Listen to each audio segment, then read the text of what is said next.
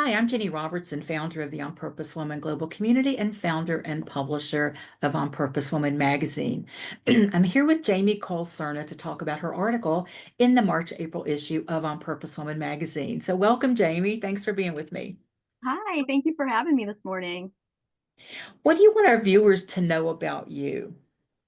Oh, well, I guess first thing is I'm a life coach and I've been that for about 5 years. And I came into that work after kind of discovering some beliefs about myself, which is Mm, that I have an internal guidance system, and we all have one of those. And this guidance system is really connected and tuned into um, how we can move forward in our most powerful decision making um, process to create the results we want and show up in the world how we want. And I just want every person, but specifically women, to remember that we have this and that the outer world doesn't dictate the power that we have within us to get stuff done. I passionately mm. believe that. That's what I really love everybody to understand about what I feel. Wow, that's so important. And we're going to actually talk more about our internal guidance systems as part of your article. Mm. And, ideas for articles come to me in all sorts of ways. Sometimes it'll be a blog will come in and I'll go, oh, I like that. And I'll contact the writer and say, may I use this in the magazine? Sometimes people write specifically for the magazine or they may do a series. Yours came to me from a Facebook post that just happened to show up in my feed. And I resonated with it so much. And I asked you if you could turn it into an article. And so thank you for saying yes for that. Thank you for asking me. It was my very first article, so it was fun to say yes to. Wow, wow. Well, the article is called Not Everything is for Us, and That's Okay. Is that the right? Yes, and Yes. it's okay. And you share your experience at what I'll call a multi-generational Super Bowl party. And you and your husband apparently love the Kendrick Lamar halftime show. You're huge fans. And but after it was over, there was somebody you referred to as grumpy older man, I think, something like that. So that's the worst thing, halftime show I've ever seen. And you said that this sparked a knowing glance between you and your husband because of something that happened in your garage like a couple of weeks earlier. Yeah. So you and your husband have this cool thing that you do. Is it most Friday nights that you do this, or is it like date night kind of It thing? is. It's like date night, weekend, evenings. We don't go out a ton. We like our home. We like our space. So we I have know our that date feeling, night. yeah. Yeah, it's the date night in the garage. So what was going on at that particular date night that tied into this Super Bowl performance or the Yeah, we were reaction to it? uh, that's a good question. So we were listening to music. So date night in the garage is just sitting around listening to music. We bonded over music when we first met, and Hmm. it's never changed. We just really enjoy our time where we can chat and have something in the background. So we were tired of what we had been listening to, and it had actually been a lot of Kendrick Lamar lately because he's been very popular recently. He's been in our ear a lot. So we were looking for something new, and we got a hint of a song that was reviewed as like amazing, new, great, listen to it. And it was anything but for both of us. We were completely perplexed, like looking at each other, like, what is happening right now? Is it a joke? Was that a, like, what is going on? And we were really kind of truly truly taken aback by how much both of us didn't like this song in the genre, and from a positive review from the critics that we both like really expected to know, like, and trust Hmm. their idea. Yeah. So anyway, okay, so that happened. So my husband moves on. He's not, he's no big deal. Date night's over. Well, this really bothered me that I was having such a big reaction against this song, and it The and life coach came in, right? She yeah, was life coaching coach in herself me on is this like, one. what is going on? What's happening? Is it the frequency of the music? Is it the lyrics? Like, no, it's everything. I don't like any of it. So anyway, so I'm thinking about this. It's in the background of my mind of like, what's happening here with just this one song. For some reason, it's sticking with me. And like less than a week later, I'm on a call about something that has to do with the life coaching, and somebody said, not everything is for us, and that's okay. I mean, like literally just said exactly that. And what they were Hmm. talking about was not every idea or perspective is going to hit every person the same. And that's okay. People learn different, they hear different, they understand different concepts. Um, Different generations had different ideals. And immediately that went right back to this song, this brand new song that was in this genre that I've loved for 40 years or 30 years, and that I've listened to primarily older stuff for all this time. It hit me. This is a different generation of music. This is a different sound. This is something I'm not used to, and maybe it wasn't made for me. And it just released everything. I could appreciate Hmm. what was created without harping on why can't I get behind this? And that just Yeah. opened up a whole line of thought for a lot of things. Well, when I read your post, it hit me in a certain way, but I'm going to back up for just a minute. My husband and I are not sports fans, so I don't think I've watched. I really do think the last Super Bowl performance I watched live was Prince, and I think that was around 2007. And I still believe that was the greatest Super Bowl performance of all time. But I'm a bit biased in that because, Prince was my guy. I loved Prince. He was right up there with David Bowie. No, not quite with David Bowie, but Pretty good. pretty, he was just such an amazing entertainer. And so I started seeing, oh, I remember then all the negative, we didn't have Facebook then, I don't think, but all the negative, things I was hearing about Prince's Super Bowl performance. And I said, how could you not love him standing in the rain while Purple Rain was playing? If you've never seen that, Jamie, you must watch it because it's Oh yeah. amazing. You've seen it, yeah. Oh yeah. And so I, was like, I wasn't understanding these people. Why didn't they not love that? And the day after the Super Bowl this year, I started seeing all these posts on Facebook. A lot of them were from older white people talking about worst halftime performance of all time. Now, I will fess up and say I knew the name Kendrick Lamar. I had seen all this stuff about apparently there's something between him and Drake. I had no idea what that was about, but it was a lot. Every time I would pull up my feed, there would be something about that. But I had not listened to his music. I did not know he was a Pulitzer Prize winner. I did not know he was a poet. I did not know any of those things. But I'm wondering why are they so upset about this? And then I started seeing other posts from specifically from friends of mine and then other people that I don't know well on Facebook, friends of, women of color, talking about, what they thought and how they loved it. And over I was saying, maybe this just wasn't meant for you. If you didn't like it, maybe it wasn't meant for you. It was meant for us. And so I started to think how arrogant it is to think that everything is supposed to be for us. And I'm using us loosely, but what I really mean is for white people. Because how many Super Bowl shows have there been? Well, I And want what to know, year like was the truly, first? I don't even remember. I should have looked this up. What year was the first Super Bowl halftime show that had someone of color? Was it Janet Jackson? And then that poor, I mean, wow, that went horribly wrong for her, unfortunately. And what a big mess that was made to be that wasn't necessary, you know. necessary. Yeah. But I don't even know. Maybe I don't know. But I yeah, know and Michael Jackson did one at some point. So did yeah, did. I love that you brought that up because this is actually a part of the story that I didn't put in the magazine, but that Super Bowl halftime show was not for me. I loved it though, and that's okay. It's okay to love Hmm. stuff that wasn't created for you. But what I wanted to get to in that article is it's also okay to not like things that aren't created for you and for other people to really appreciate and love it. There's no fault in any of that because Yeah, technically art's not going to have been created for you anyway. I didn't get into that with the article, but the truth is none of it's really created for us. And to appreciate it is one thing, but to judge why it wasn't made for me or why I don't like it, really, I mean, where is that going to what energy is that yeah. creating, right?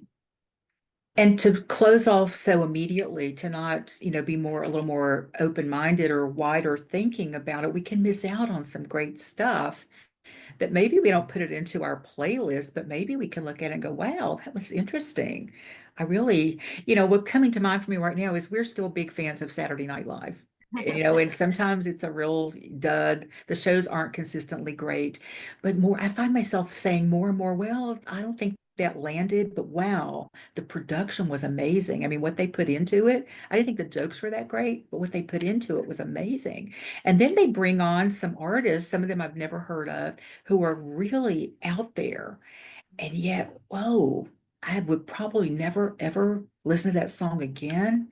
But man, I love that they did it, Yeah. you know, and so it can expand our world and make us, I think it kind of keeps us from getting old and cranky, to be Oh, I perfectly totally honest. agree. Yeah, I never want to be that guy on the couch grumbling about how Yeah, I've seen every show over the last 50 years, 59 years, and this was the worst, and it's just like, oh my goodness.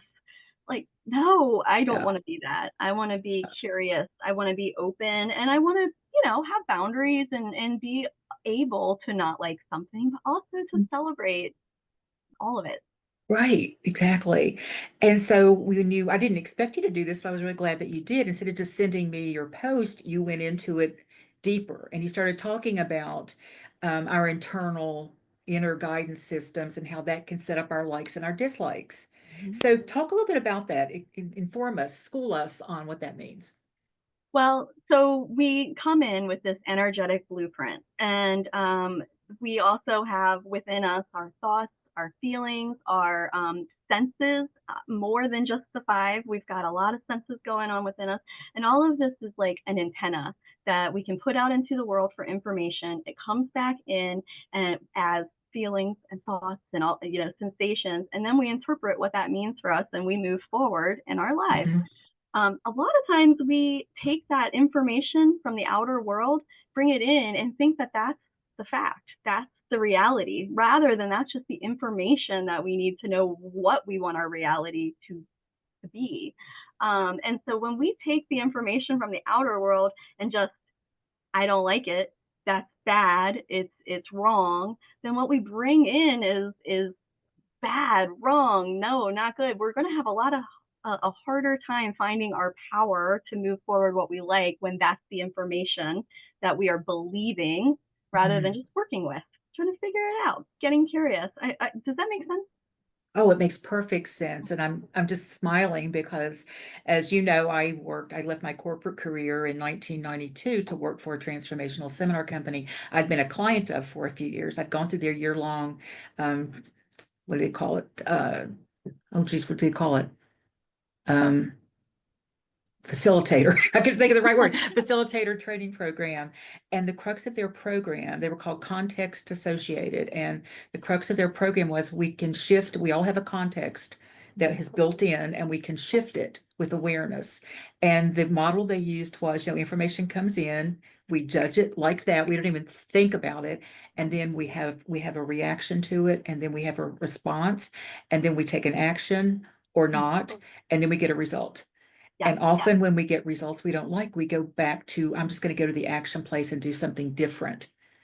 I'm just going to not eat chocolate for a week. And it rarely works. Some people have amazing willpower, but there's no joy in willpower, I don't think. And so we go back to the early thing. What is it that I believe to be true? And why? What evidence do I have for it? And so that's what you're talking about. And that information came into me in my 30s. And it was like, whoa, because it does give us such control yeah. over our processes and over how we react or respond in the world. So is this part, oh, what do you want to say next? Go ahead. Well, I was thinking that is exactly the work that I do. So I work with Hmm. a person's human design chart, and that has to do with when you were born and where you were born, what time, and what the stars were doing at that time and planets were doing at that time. And something really interesting is that we do react and respond differently based on the way we're made up. So some people need a little more time to process that emotion, and so feelings is going to be something we really got to get into before we look at that action. And some Hmm. people come fly through that piece and don't really have that piece that gets sticky, but the head, the thoughts, the brain just wants to come online and try to take all of that information and know what to do with it. And we got to work through the thoughts before we get to the action. But there's always one of those two things that we got to kind of play with and figure out before that action line becomes as powerful as it can be. Otherwise, we're just kind of Yeah. walking around trying to blindly, really blindly navigate this world. That's what it That's is. a great way to put it. Jamie, do you think that when we have this internal guidance system that is guiding us, whether it's working for us or not, right? Mm-hmm. I mean, it guides us in the way that we manage it. Yeah. And if we may be getting results we don't like, yet we keep doing the same thing over and over again, as they say, that's the definition of insanity, right? Well, do you think that we have, oh, let's see, how do I want to put this? We have the ability to monitor our thoughts or to go back and say, where did that come from? I know what I wanted to ask you. Do you think that we come in, you're saying that we come in with this, which I believe, and then it gets reinforced by our surroundings, by our education, by our family members.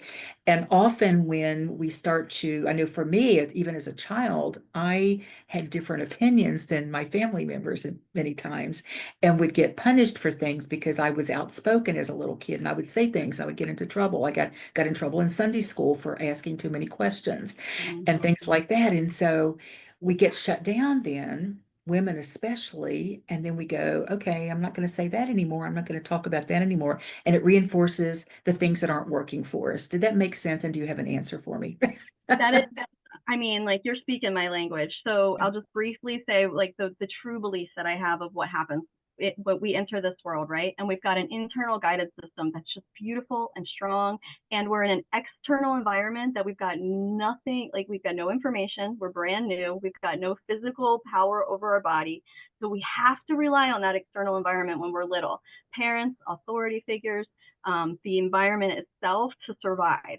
And that's important. So we get information from that. Then at some point as a child, especially many of us girls, we learn how to be good girls. We learn how to use Oh, the yeah. external environment to get the results, the happy parents or the moving forward, the good grades, the not getting yelled at about talking too much. We learn to shut down our internal world at the expense of our feelings. It feels like crap. It's really yucky. We feel tiny.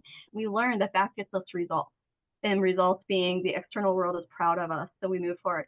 Then as adults, we're asked, why don't you know what you want to do? Why are you so confused with what your future is supposed to look like? And it's because we don't know how to listen to ourselves. What makes us Yeah. feel good also makes us feel guilty and confused and angry and sometimes resentful because we don't feel like we have a right or a pathway to it. But the truth is, when we start to take that power back and unhook from what we have thought was our power, and we start to listen to ourselves and show up for those feelings and some of those instinctual nudges, our external world changes for the Mhm. better, even though our brains tell us that can't possibly be true. We're not good girls if we do it this way. Well, guess what? The bad girls can create some stuff, and we can really help some That's things. right. We could turn some things on. So, just Yeah. reframing really helps, I think, tap us in. Well, thank you. You did that. You did such a beautiful job of explaining what really is a simple concept, but not necessarily easy. I mean, this Right. is a life, this kind of work is a lifelong process, I believe. For me, it has been. And I'm always catching myself kind of going, oh, okay, why am I feeling kind of oh, it's because, the mind has taken over and has taken me down a little rabbit hole here that is not serving me right now, you know.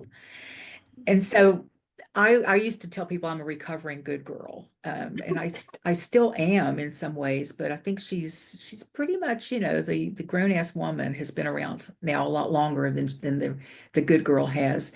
But there's rewards. Like you say, we got rewarded for staying in our place, in Mm-hmm. our lane, if you will, and not disappointing anyone. And the worst thing you could do in my family was to bring shame on the family or something, or, do something to embarrass the family. That was the worst thing you could do. And I remember as a young teenager, kind of telling my mother overheard me telling one of my friends that I was really good at something. Oh, I'm really good at that. Do you know how many books I read this week? And I'm really a great reader. And, I think I was 11 or 12. And my mother later said to me, stop doing that. And I said, stop doing what? She goes, stop bragging about yourself. Mm-hmm. And I'm like, why? Because if other people aren't also good at what you're good at, they may feel bad. Oh.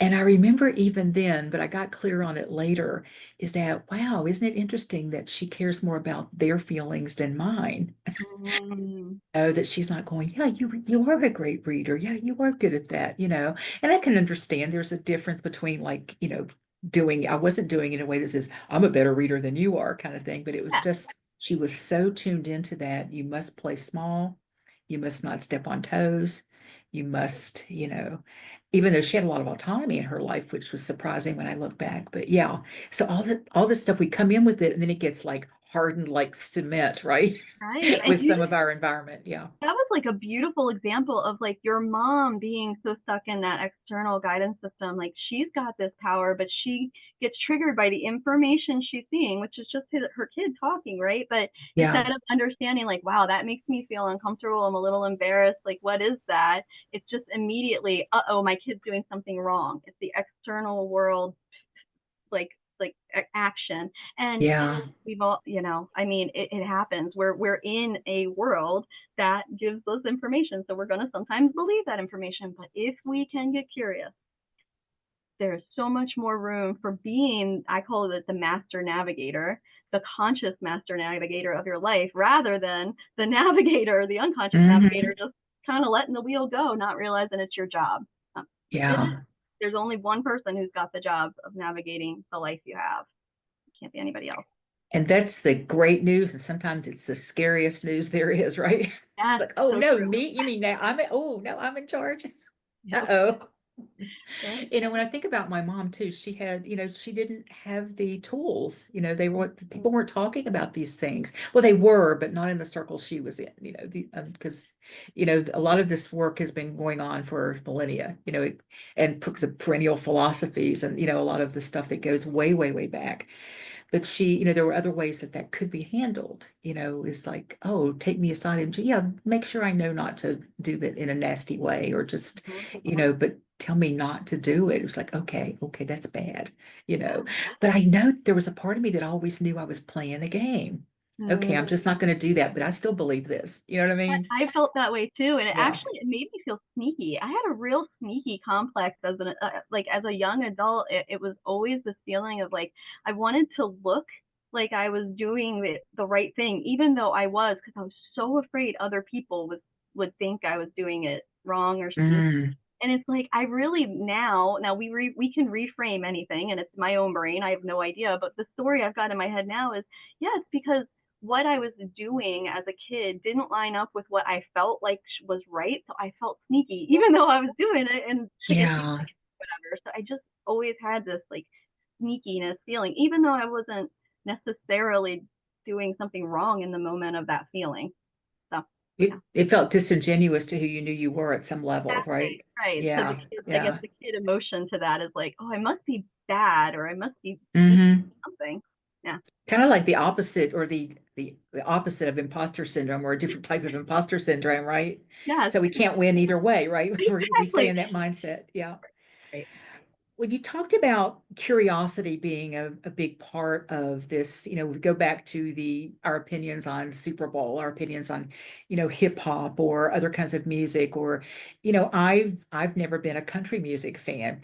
The old country music used to just make me like cringe. And I grew up in, southern West Virginia, and that hillbilly bluegrass music the twang used to just make me nauseous. And I mean, today I love it. I like because it's not really part of my heritage, but it kind of is. But it's like I didn't grow up with that music necessarily, but it was out there. And some country music I like. So I just now can't go into this thing that says, oh, I don't like that. And it's too big a box for me to just say, I don't like that, you know. So how does curiosity, and also let's talk a little bit about, you talked about discomfort, we have this discomfort. Your Super Bowl party friend had discomfort around this, and he expressed it in a way that felt right for him. But there Mhm. was something else going on underneath all that, right? Yeah. And so, what can we learn from both our curiosity and our discomfort, if that makes sense as a question? That's a great question. Okay, so I think I'll start with discomfort because that one feels a little easier because it's bigger in my world anyway. So Hmm. Discomfort is not necessarily, now it's an indicator. It's not a truth. So if I feel uncomfortable, it's an indicator for me to choose something. I could either choose to lean in and get curious, get to understand. I could choose to move away if I feel danger. I could choose to, there's an infinite choice spectrum. And so when we start to look at discomfort, just this is the very first thing I would do is when I'm feeling uncomfortable in a moment, I want to be open to knowing that that's just a signal, just a signal for me to start to get curious. So curiosity sort of comes after the signal. Curiosity is never going to be the signal. If you find yourself in curiosity, there's something that happened right before that, right? Right. Great um, point. so so we can kind of bring that hand in hand, where curiosity is the key to opening up your choices. And this is the really Say that tiny. again. That's brilliant. Yeah, so curiosity is a key to opening up your choices. I So love I that. see my decision making like possibilities as a compass. Like I don't think of it as yes or no. I think of it as a compass. And I learned this when I quit alcohol. I needed to open up my ability to understand decision making. And when I get curious and I look at this compass in front of me, I've got a true north that I want to direct to, which is my yes, right? But all around that yes, all of those notches around it are a bunch of no's. I'm going to have to say no to a whole lot of things to Mm, get to that hmm yes. And in order to figure that out, what are those no's even? I got to be a little more curious, a little more open. So, what are my possibilities here so that I can find that powerful yes? I might have to say no a few times. And that's where I think curiosity gets really, really powerful. And we've got to feel safe to be able to do that. That's a big ask sometimes. But if we're in a place like a Super Bowl party, that's not a super dangerous place to go, I'm uncomfortable. I don't know if I love that music. What's going on here? Yeah. Yeah. Start in So a be little. curious about our discomfort. Yeah, Yeah. And again, it's the internal guidance system is telling us something, yeah, you yeah. know, because we don't become uncomfortable unless there's some truth for us in there somewhere, right? That something is either, doesn't mean it's like the truth, but it's a truth for us in that moment that says, this is either scary or this is dangerous or this is yucky or I don't even know why I'm just why I'm uncomfortable and maybe I never will, but yet I can shift through that. We don't always have to know the why, right? Don't always have to know the why. We just got to know that the indicator's there, and then find the next place, like get to the next space. Because if we stay in that discomfort, nothing's gonna happen. Nothing great's gonna happen either, right? So we do want to just be able to examine it just a little. We're not trying to stay in it. We're not trying to become friends with it. We're using it as the indicator it is, that like, okay, do we need to put a turn signal on here? Or do we need to open a door? Or do we need to, like, do we have a parachute? Like, what is it coming up? Mm-hmm. Yeah. It's just a great indicator that something's a little off. Yeah, Yeah. yeah. Wow, this has been great, Jamie. Thank you so much. But before we wrap this up today, how can our viewers learn more about you and your work? The fastest and easiest way to connect and learn about who I am and what I do is to find me on Facebook. I'm Jamie Cole Cerna on Facebook, and I have a brand new group. Thank you, Ginny, for helping with the encouragement on that. So, a brand new private group called Calibrating to Your Guidance System. You can find that on my Facebook page. I've got links, and if you're interested in having conversations about your internal guidance system, about calibrating to that and unhooking from this external world, I'm having conversations in there and just giving tips and tricks and thoughts that might lead you to your power in this time of the external world looking a little chaotic in at times. Great. And all that information will be in the text of this video. So go check Jamie and her work out. Jamie, do you have anything coming up you want to share with our viewers? Say a little bit more about your new group and that you're doing Facebook Lives in there. What can people learn? It's Yes, for women? Is it for women only? yeah, so it is for women only, and it is calibrating to your internal guidance system, is I believe what the group name is. So it's a private group for women who want to have more conversations about tuning into their internal guidance system to create change and results in their world. Right now, we are in a place where a lot of people are asking, what can I do? What can I do to change the world? What can I do to create results? What can I do to have an impact? And when we ask that, a lot of times our brains go really big, Mm. universal change, big impact, big, massive, change that doesn't feel believable or possible. But the reality is, it starts right here, and it's powerful and it's true. And when we find the little places where we can affect change and create results in our world, it does have an impact on the world. So the more of us that get together that have these conversations, I think the better. And so what I'm doing is having Facebook Live conversations about questions you may have about what you can do to tune in and tap on.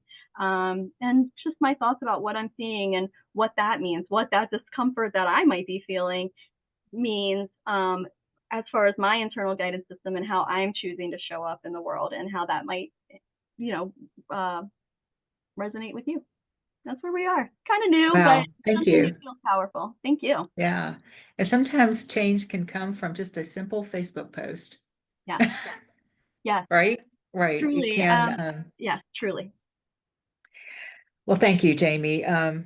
Yeah, I'd love a final thought from you. Just wrap all this up into a final thought, please. Yes. My final thought is, no matter where you are, no matter what's going on in your world, you can you can find grounding and solidity in a knowing inside of your body. Okay? Mm, There is a space within you that knows. So whatever's happening, just give yourself a moment to get quiet today, take a few deep breaths. You don't even have to ask a question, just take a few deep breaths and honor that space within you, and it will begin to show up. thank you. Jamie, thank you so much for sharing your wisdom, both in the magazine and here with me today. And I look forward to more writing from you. So you said so many things today that could, each of those things could be an article. So keep writing, okay? And keep showing Thank up and keep sharing your gifts in the world. You I really, will. I I will. Thank you, appreciate you. Ginny. I You're so appreciate you. welcome.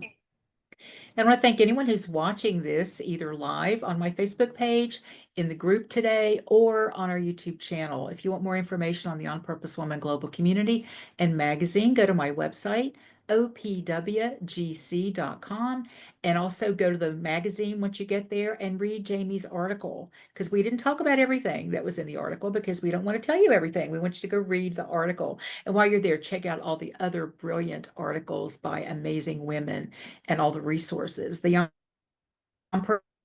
Purpose Woman magazine, I like to call it inspiration and resources for your mind, your body, your spirit, your business, and your career. So thanks for watching, everyone.